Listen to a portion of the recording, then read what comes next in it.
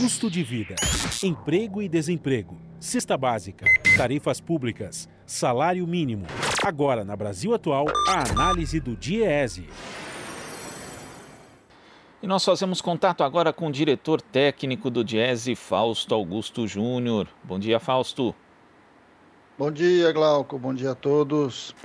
Fausto, e o governo continua aí a busca de receitas para tentar bancar o financiamento do programa Renda Cidadã. Já se falou em aproveitar a rolagem dos precatórios, também utilizar recursos do Fundeb, e parece que a ideia mais recente agora, que tem circulado pelo menos, é extinguir na declaração anual de ajuste do imposto de renda a modalidade que permite abater 20% dos rendimentos tributáveis sem comprovação de gastos. Como é que você vê mais essa ideia do governo, Fausto?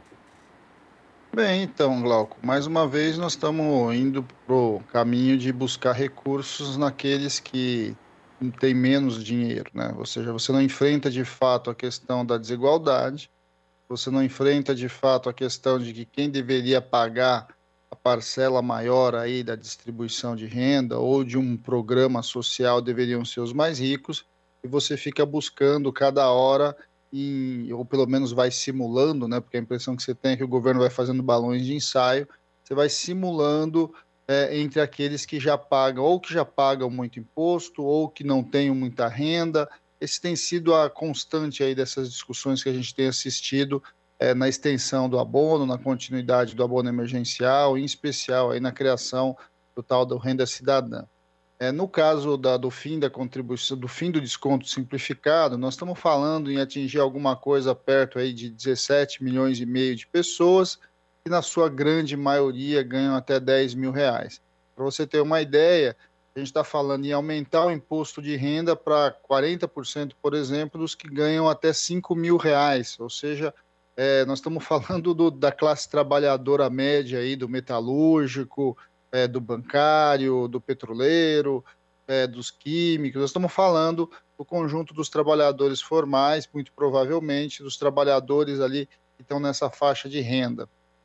Ou seja, mais uma vez, o governo, de certo modo, em vez de enfrentar a discussão da questão dos lucros e dividendos, enfrentar a questão dos mais ricos, você continua ali operando no entorno de quem ou ganha, ou retirando, né? Porque algumas simulações eram para mexer ali na questão da contribuição do abono do PIS, agora eles estão falando no desconto do imposto de renda.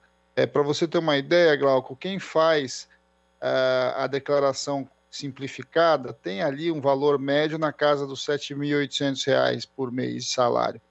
Quem faz a declaração completa tem uma renda média em torno dos R$ 21 mil. Ou seja, é muito claro que quando você acaba com a despesa simplificada, você estaria pegando aí esse extrato da classe média baixa. Chama atenção, né, que é óbvio, né, outro debate que chegou a ser aventado é a possibilidade, em vez de você mexer no desconto simplificado, você mexer nas deduções, porque no caso do imposto de renda, na declaração completa, a maior parte das deduções ou vem da saúde privada ou vem da educação privada, só que a educação com um teto.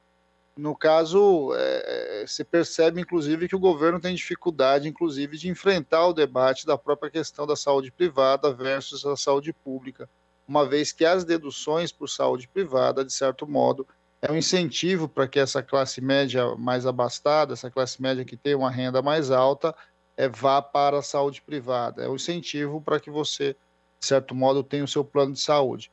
Esse é um debate que nós precisamos fazer, né? É fundamental que a gente encare a questão do imposto de renda, é fundamental que a gente mexa na tabela do imposto de renda, amplie as alíquotas, em especial para os super ricos, e não ficar pensando em aumentar o imposto de renda para os mais pobres, aumentar o imposto de renda para aqueles que, de fato, estão contribuindo, pagando uma carga tributária muito maior. É bom lembrar que você não tem reajustes da tabela do imposto de renda há alguns anos, e isso tem ampliado, inclusive, quem paga imposto de renda no Brasil, e é ampliado para baixo, ou seja, você vai ampliando o número de famílias, de pessoas que passam a pagar imposto de renda, e cada vez com valores de salários, de rendimentos menores. Você sempre mexe, então, na parte de baixo da tabela, e nunca está disposto a mexer na parte de cima. Acho que esse é o debate posto agora, que nós não sabemos de fato até que ponto o governo vai avançar nessa discussão, mas se avançar, está muito claro, ele de novo caminha para pegar aqueles que menos renda têm. E o incrível, né, Fausto, que a gente tem uma proposta, aliás, mais de uma proposta de reforma tributária no Congresso Nacional, vem se discutindo isso, mas o governo insiste em abrir mão de tentar qualquer fórmula que acabe tributando os chamados super ricos, nem um aumento do imposto sobre patrimônio, instituição de imposto sobre grandes fortunas, nada que de fato altere ali o topo, afete o topo da pirâmide, né, Fausto? Sim, e você tem inclusive propostas até bem mais simples, Glauco, que é você extinguir, né, essa desoneração que você dá do imposto de renda para lucros e dividendos. Uma vez que lucros e dividendos você vai buscar ali diretamente no acionista, você vai diretamente buscar nessa parcela dos trabalhadores, inclusive, que ganham mais, né? Porque a gente sabe que a isenção de lucros e dividendos é um incentivo à pejotização. Muito da pejotização vem por a ver com a contribuição do INSS, de um lado, e de outro lado, essa isenção de lucros e dividendos. Você poderia e deveria buscar recursos, nesses casos, nos estratos de maior renda, em especial aí, pegando grandes fortunas, pegando grandes rendas. Eu acredito que seja um dos melhores caminhos. Ou seja, o governo o tempo todo insiste e você tem que buscar dinheiro entre aqueles que menos têm, seja ampliando a carga tributária sobre aqueles que menos recurso têm, como é o caso dessa proposta, seja no caso de você retirar direitos, como a gente está vendo que a cada momento aparece essa tese de que ele vai tirar do pobre para dar para o mais pobre, uma vez que ele não topa enfrentar de fato a questão da desigualdade, ele não topa enfrentar de fato incidir, imposto, onerar os mais ricos, e não estamos falando nem dos mais ricos, nós estamos falando dos super ricos, nós estamos falando de gente que tem renda acima de 100 mil reais, coisas desse tipo. Seria muito possível, muito razoável que você entrasse nesse debate. Acredito que há um apoio populacional, um apoio da população em geral, e os super ricos precisam pagar mais a conta, em especial porque são esses grupos, inclusive, e ganharam recursos, que ampliaram a sua fortuna, inclusive no meio da crise, no meio da pandemia, e que mais uma vez a gente vai vendo que são poupados aí das discussões, são poupados aí de colocar a sua contribuição para o país, a sua contribuição para melhorar a distribuição de renda. E lembrando, né, Fausto, de um tema que a gente tem tratado aqui, mas que ele é importante, tem que ser tratado mesmo, que é a questão do teto, porque a lei do teto ela só permite ali o aumento da despesa na área social de acordo com a variação da inflação do ano anterior. Então, mesmo que tenha um aumento de arrecadação tributária, o governo vai ter que fazer algum tipo de ajuste para se adequar à lei do teto. E ontem, Fausto, teve uma reunião com o presidente da Câmara dos Deputados, Rodrigo Maia, também o presidente Jair Bolsonaro, o relator do orçamento de 2021 da PEC emergencial, o senador Márcio Bittar, do MDB do Acre, em que depois desse encontro o Rodrigo Maia falou o seguinte: a solução do Renda Cidadã tem que ser posterior à solução do teto de gastos. Isso é necessário para garantir que as despesas ficarão controladas nos próximos 24 meses, ou seja, 2 anos. Se propõe primeiro a questão do teto de gastos, ou na prática a sua manutenção, para depois poder ali ajustar o Renda Cidadã. É uma insensibilidade em relação às pessoas, muita gente que está sem emprego, muita gente que tem aí a renda deteriorada em função da pandemia e, como você sempre destaca, Fausto, a economia já não vinha bem mesmo antes da Covid-19. Digamos que as prioridades estão invertidas, não? Não há dúvida, Glauco, até porque a gente tem que pensar que a gente não debelou a pandemia, a economia ainda está bastante frágil e o governo opera, inclusive, um orçamento que está, de certo modo, comprometido do ponto de vista da sua arrecadação por conta do fraco crescimento econômico. Quer dizer, você ampliar a possibilidade de gasto nesse ano e principalmente no ano que vem, de certo modo, vai puxar inclusive a arrecadação.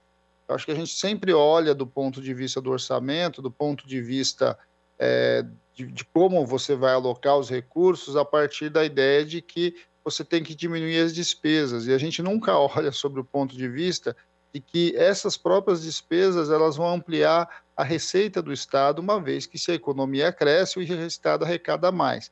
É simplesmente um olhar ali bastante limitado do ponto de vista de como você pensa a administração pública, e em especial como é que você pensa ali a operação do orçamento. Essa ideia de ficar comprimindo gastos em momentos de muita crise, como nós estamos vivendo, a gente sabe que ela se transforma, de certo modo, num círculo vicioso e que vai jogando a economia cada vez mais para baixo. Agora, isso do ponto de vista de números, né, Glauco? Mas nós estamos falando de fato de pessoas, de famílias, nós estamos falando em cortes de gastos na saúde, cortes de gastos na educação, nós estamos falando em cortes de gastos na segurança pública, nós estamos falando a própria redução dos programas sociais em geral.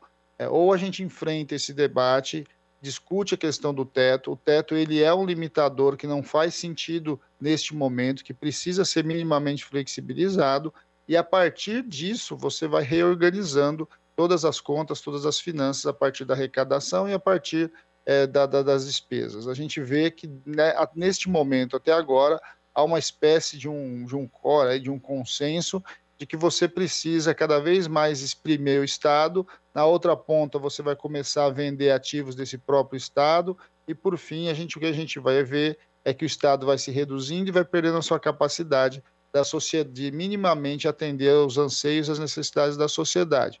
E a gente sabe que o que está por trás de tudo isso, de certo modo, é passar boa parte dos direitos sociais para o mercado, para ser vendido aí no mundo corporativo, né, pela iniciativa privada. Essa é a proposta do atual ministro da Economia, essa é a proposta que, de certo modo, se dissemina pelo governo como um todo, e que, mais uma vez, a gente vai ver a população sofrendo de um lado e o desmonte do Estado e das estruturas que garantem minimamente um país melhor, a possibilidade de desenvolvimento de ciência e tecnologia, a possibilidade de você ter estruturas de saúde e educação mais competentes, em nome de você manter o Estado saneado.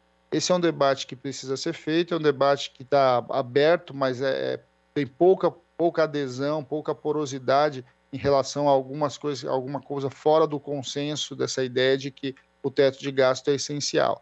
A gente tem que lembrar que o teto de gasto foi implementado ali em 2016, junto na época do governo Temer, e que de lá para cá ele tem barrado toda a possibilidade de você efetivar qualquer política pública, em especial política social. E vamos lembrar, né, Glauco, para terminar essa questão do teto, que o pagamento de juros não está dentro do teto, não tem limite, e continuamos gastando muito recurso com a dívida pública, muito recurso para os rentistas e para o setor financeiro. Tá certo, Fausto. Muito obrigado pela sua participação aqui no Jornal Brasil Atual e até a próxima. Até a próxima, Glauco. Bom dia a todos. Bom dia. Conversamos aqui com o diretor técnico do Diese, Fausto Augusto Júnior. Você está ouvindo Jornal Brasil Atual. As notícias que os outros não dão.